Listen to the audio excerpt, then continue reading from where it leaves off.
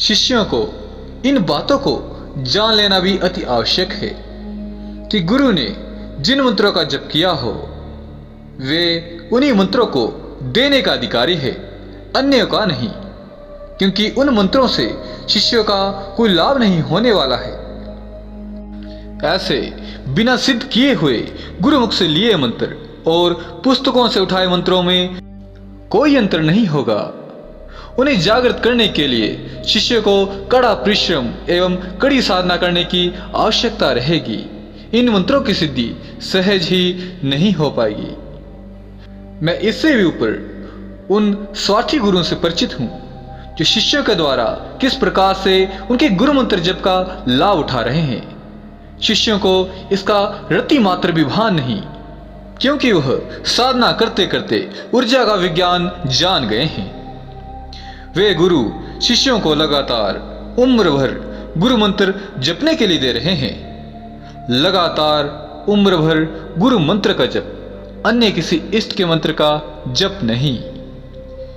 इससे ऐसे गुरुओं को बिना मेहनत किए तब ऊर्जा तो लगातार प्राप्त होती रहती है, परंतु यदि वे अपने शिष्यों को स्वयं के द्वारा सिद्ध मंत्र गुरुमुख से देने में असमर्थ रहे तो मैं उन्हें महापाप का अधिकारी मानता हूं। मैंने गुरु को अपने हजारों शिष्यों के सामने बोलते हुए सुना कि घर के मंदिर में उक्त गुरु के चित्र को फ्रेम में जड़वाकर लगातार 5 वर्षों तक गुरु रूप में उसी प्रकार से उसकी उपासना करे जैसे एक देवता अथवा इष्ट की उपासना की जाती है, क्योंकि उनके पास बार बार अनुरोध आ रहे थे कि जनमानस उनसे कैसे दीक्षा प्राप्त करे।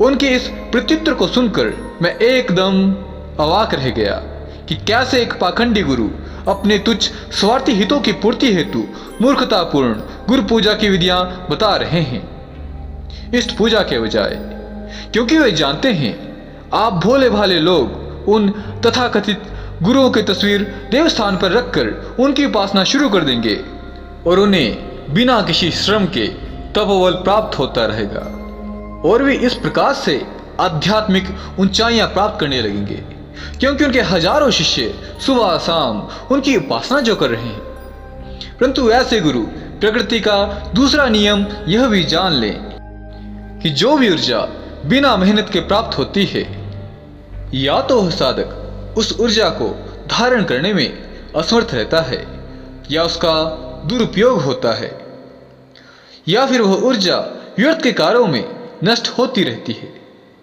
यदि मेरे कथनों पर विश्वास नहीं तो वेदों एवं तंत्रोक्त ग्रंथों का शांत चित्त होकर गहनता से अध्ययन कर ले।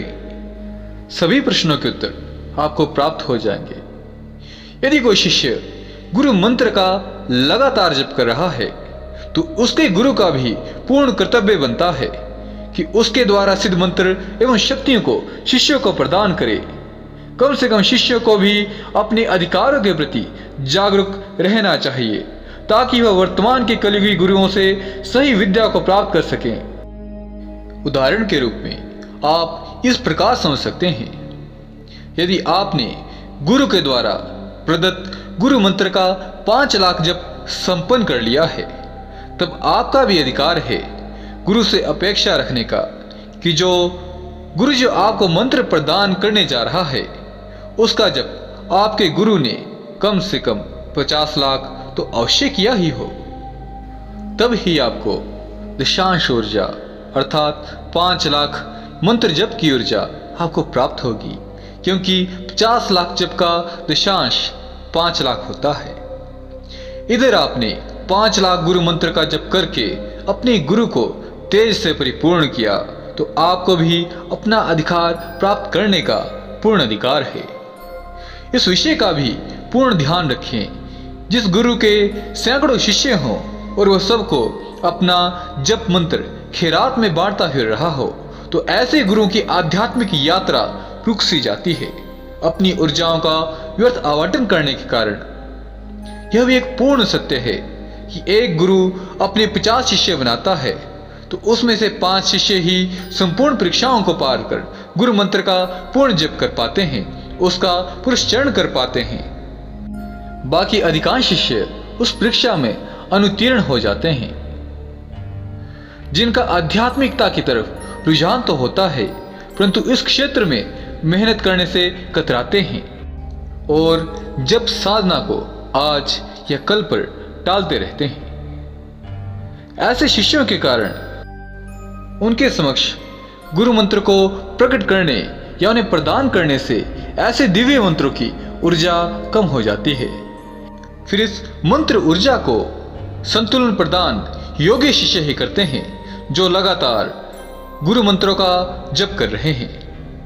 हालांकि इन सब बातों के रहस्य इतने गहरे और गूढ़ हैं कि मैं यदि सप्ताह के 7 दिन 24 घंटे बोलता भी रहूं, तब भी मैं आपको सर्वस्व बताने में समर्थ रहूंगा।